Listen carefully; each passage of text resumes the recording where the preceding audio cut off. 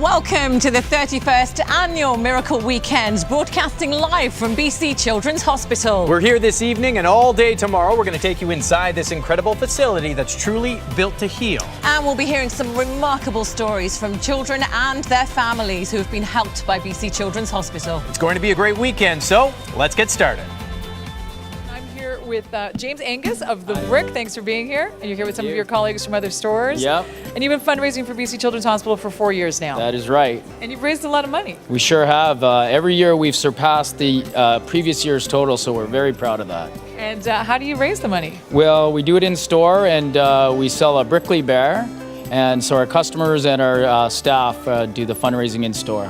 I have to say, if you've never seen a Brickley Bear, they're super cute. They're wearing a little super cape. And Yeah, there's a bunch of different ones, and they're all awesome. Okay, should we get right to it? Sure. All right, how much money did you raise this year? Here we go. Ready? 1, 2, 3, boom! $190,000. That's amazing. Yeah, thank you very much. Good for you guys. Thank you. All right, I'm Thank here you. with Jillian York, the chair of the Retail and Wholesale Committee. Jillian, you brought the whole team with you today. This is awesome. And you guys have been raising funds in so many different ways, haven't you? Absolutely. At Retail, we raise funds through our checkouts, Roundup for Kids, selling icons at the till, golf tournaments, you name it. We do have a passion and innovation for fundraising. This is fantastic. And I mentioned the team because team is so important for you guys. And maybe talk about some of the people involved in this process. Absolutely. We could not do this without the amazing team members in all of our retail locations, as well as a big thank you to our customers and our supplier partners for helping us raise funds year-round. Yeah, and talking about partnerships, you guys have been with BC Children's for so long. Why is it such an important connection for you? It is. It's really important because we operate retail locations across the province of British Columbia and the Yukon.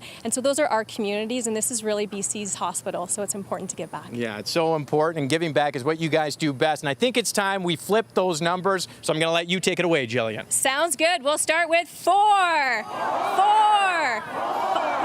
6, 4, 5, 9, 6. Woo!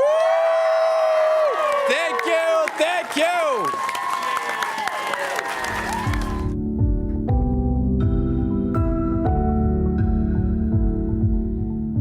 He was suffering from asthma, and he also had a cold, which was what brought the asthma on. He woke up in the wee hours of the morning, and we gave him a whole bunch of shots of his puffer to try to see if we can help him out. And it was about 3 a.m. when we got to Children's Hospital. We got up to the counter. While we were standing there, he collapsed, and I yelled out for help. A fellow came, grabbed him with one arm, and a whole bunch of people showed up, and they started CPR on him right away. There's no pulse, and he's not breathing. And once that started to happen, I realized I had to phone Rachel right away. I was sort of expecting to be like, okay, yeah, we're in the room now and we're getting treated. And then for him to say that, and they're trying to get his heart started again, it definitely scary. It took about 15 minutes of resuscitation, and then first going into the ICU was such a shock to see him hooked up to so many machines. The first thing that I noticed was his chest was rising so high because they had him hooked up to an oxygen machine, and the machine was breathing for him. When he left, he was Colton, and then it's just terrifying seeing your child like that. And it never crossed my mind that he had lost oxygen and would have a brain injury. The brain is quite dependent on supply of oxygen and sugar, glucose, and if it's deprived of either for more than 3 to 5 minutes, you can start to see some effects similar to a stroke. He lost his speech, he started losing his vision, and then, the paralysis set in on, especially on his left side. He lost the ability to walk and everything, and then it was like all of a sudden he couldn't do anything anymore. Once he was well enough and the asthma was gone, and they transferred him over to Sunny Hill to start his rehabilitation there. Each therapist would see him once a day and start working on just the simple things of getting him out of bed into a wheelchair. He started to blossom really fast. And just, a sense of relief, maybe, just maybe he'll be who he was before. Ready for some more? Here it comes. on a daily basis he could do something different, and he was regaining some of his strength. He was able to stand up and then eventually stand on his own.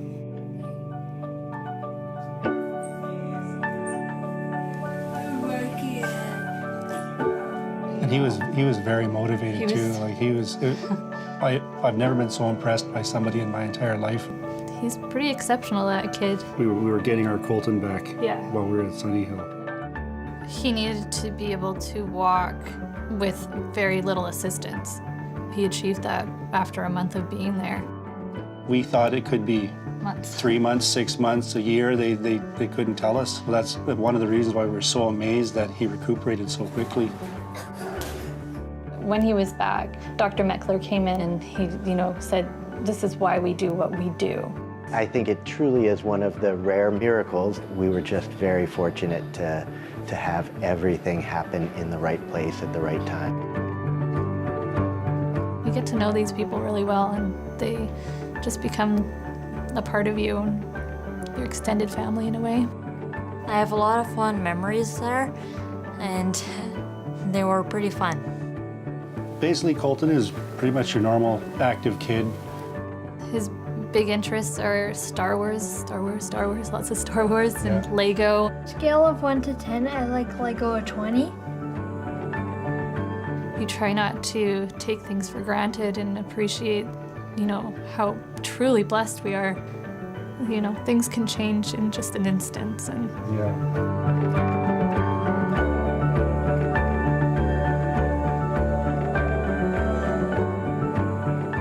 The Children's Hospital, means everything. they're everything to us. They saved our boy. We knew from early on that was the only place to go.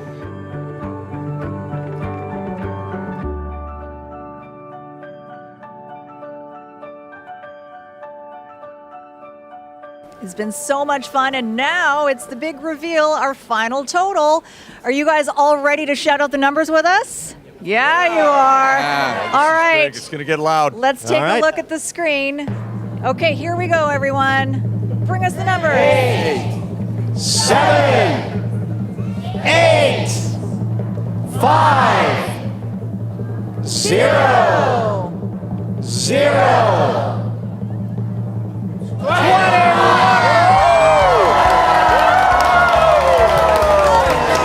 Pop those streamers. $21 million. All right. You know what? We did it.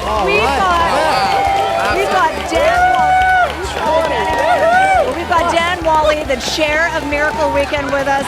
This is your outgoing year as chair of this weekend. That's incredible. Just a few words on how this feels.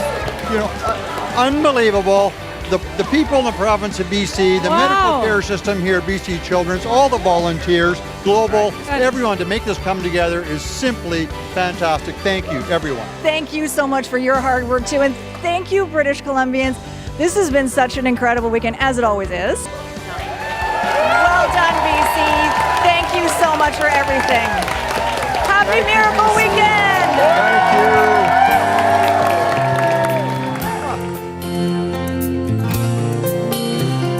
Angels are smiling, lifted by love, awed by the children, exploring their world of pure innocence, pure love.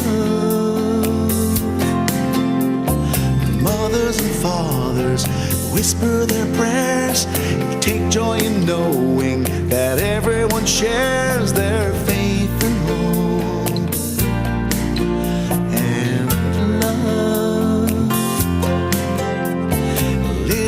Laughing, lost in their play, through grateful eyes you can hear them say, thank you all, thank you, thank you all, thank you. Miracles happen with love and with help from the angel in all of us. Miracles happen, oh yes they do. Here's hoping someday what happens for you. and peace comes to you from above. Miracles happen with love. Miracles happen with love, and with help from the angel and all of us. Miracles happen, oh yes they do. Here's hoping someday one happens for you, and peace comes to you from above.